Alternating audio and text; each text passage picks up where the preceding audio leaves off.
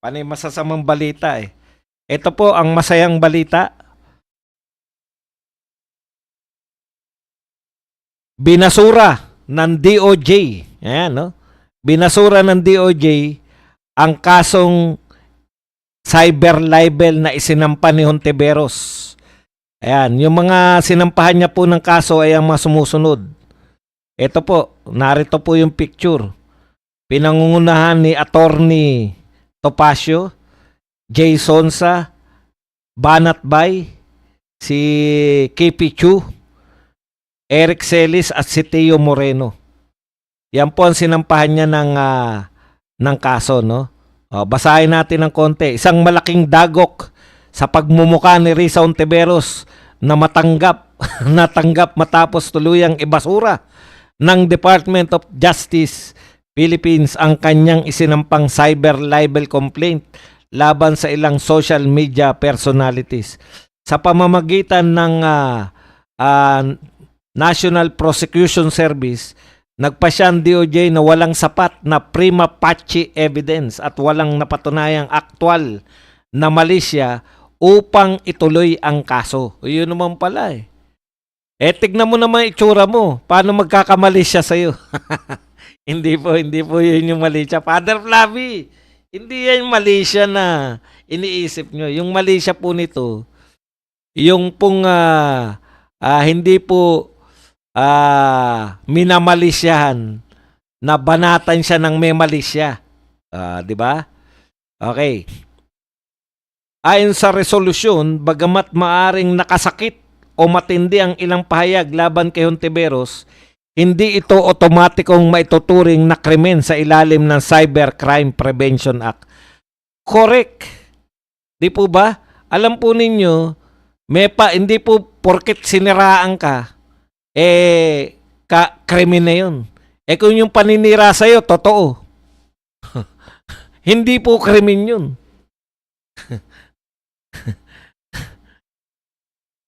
Binigyan din ng piskal na ang post at komento ng respondents ay bahagi ng pampublikong diskurso at opinyon, lalo na sa mga isyong may kinalaman sa politika. Sana po na nakikinig, nanonood itong mga walang kwentang politiko na mahilig magsampa ng cyber libel. No? Sana nakikinig kayo. Hindi po lahat ng paninira ay cyber libel. Lalo na kung ito ay opinion mo lang. Ang paninira, opinion lang namin eh. Nasaktan ka eh. Cyber libel na. Wala pong bawal na opinion. Wala pong maling opinion. Ang mali po, pag yung fake news, sinabi mong ito ang tunay na balita. Saan ba sila kinasuhan? Kung natatandaan nyo po, yung kaso po nito, may lumabas po yung alias, ano nang ang pangalan nun? Yung sa KOJC, natatandaan nyo yan, naglabas siya ng video. Etong mga personalidad na to, nag-react po doon sa, anong pangalan nun nung taga KOJC. Uy, thank you very much, Ma'am Imelda Sanggalang na nagbigay sa atin ng $10. Yung nagbabayad si Rene, si alias Rene, di ba? Naglabas ng video si Rene.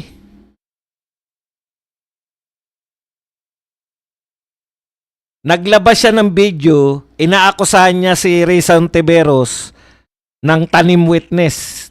Tama, di ba? Na nagbabayad siya ng mga witness. Ngayon, etong mga dinimanda ni Hontiveros, nag-react doon sa video ni Rene. Sabi ng DOJ, anong masama doon? Nagbigay sila ng opinion. Yun, lumabas sa social media. Lumabas yung video ni Rene. Tapos kung ikaw pala, magbibigay ka na reaction doon sa lumabas na video, anong paninira mo dun? Hindi naman sa'yo galing yung kay Rene galing. Yan yung sabi ng DOJ. Rene mo, hindi ko. Hindi, basi. May pangalan niya rin yan eh. Teka, hanapin ko lang ng konti. Ayun, Michael Maurilio. Ah.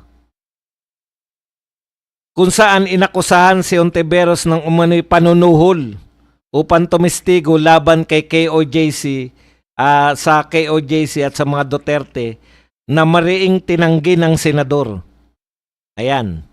So, lahat po na nagpakalat niyan at nagbigay ng opinion, sinampahan nito ni Risa Ontiveros. So, yung ginagawa po nito ni Risa Ontiveros, tama po yan. Maglabas kayo ng mga ganyan rulings para hindi na po makapangharas yung mga katulad nito ni Ontiveros. Harassment yan eh. Bawal ka na mag-react, nakakita ka ng video na nagsasabi na itong si Risa Ontiveros ay nanunuhol ng mga testigo. Bawal ka mag-react.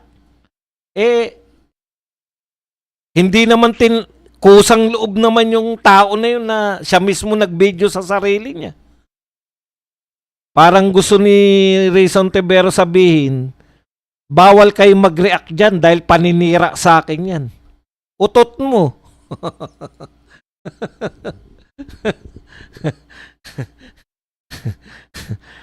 Pahiya ka ngayon.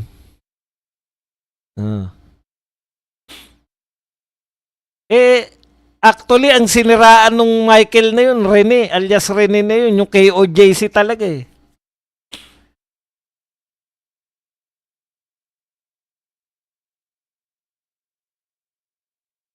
Thank you very much kay Miss Judge sa 125 pesos na pangkape.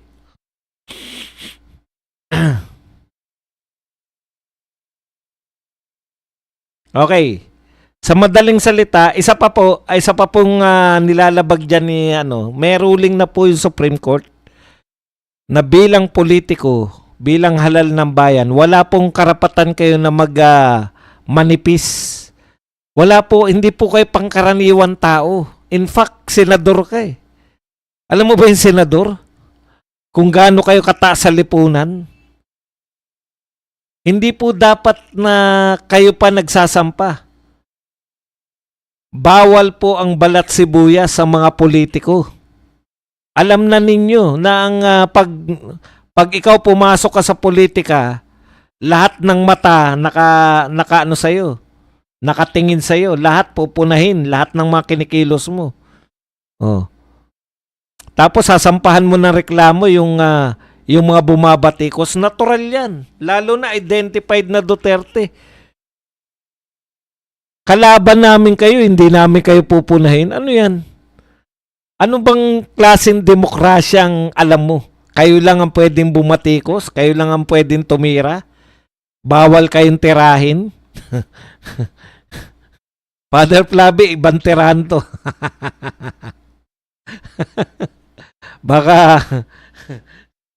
Baka mag-award ka na naman dyan, Father Flavi. Yan ang pinakamalaking kasalanan nito ni Risa Ontiveros. Ang lakas bumanat niyan, pero bawal siyang banatan.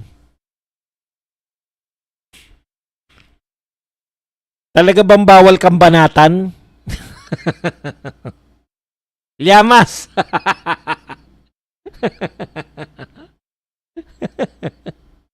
Llamas, talaga bang bawal banatan niya?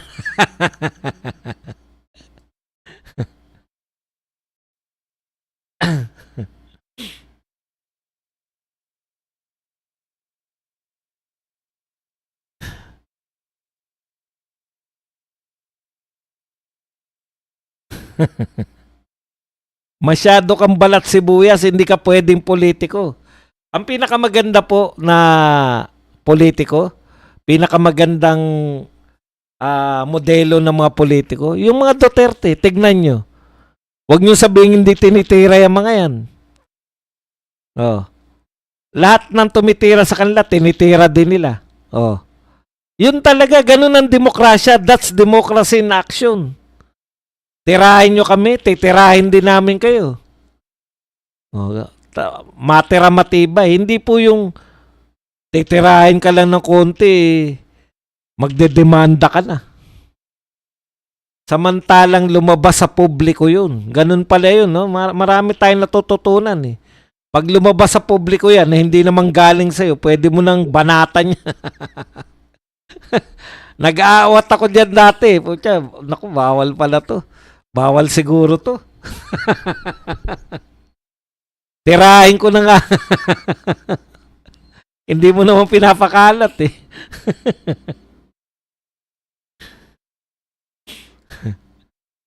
Banatan lang, ganyan ang mga politiko. Ang mahilig lang magdemanda, mga hindi kayang ipagtanggol ang sarili nila. Hindi mo kaya ipagtanggol ang sarili mo kay Michael eh. Binibisto ka na, nanunuhol ka eh.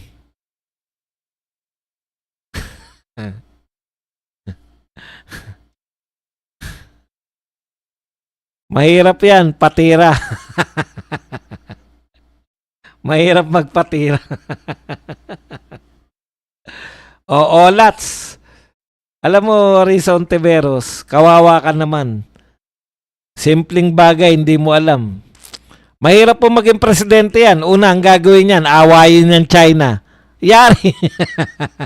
Yari tayo. Ikalawang gagawin yan. Lahat ng mga titira sa kanya, ididemanda niya. In fairness naman kay BBM, kahit banatan natin ng banatan, wala naman silang dinimanda. Talagang ganun. Sanay naman, no? Presidente na tatay niyan. Matagal ng politiko yan eh. Yung mga bagito, actually, hindi ka naman bagito na Risa Ontiveros eh. Nasaktan ka lang kasi hindi mo kayang sagutin. Gusto mong i-divert. Pinagbibintangan ka. Yan, tuloy, naungkat na. Naungkat na naman namin. Kumusta na pala yung mga sinuhulan mo? Risa Ontiveros, kumusta na yung mga sinuhulan mo na testigo?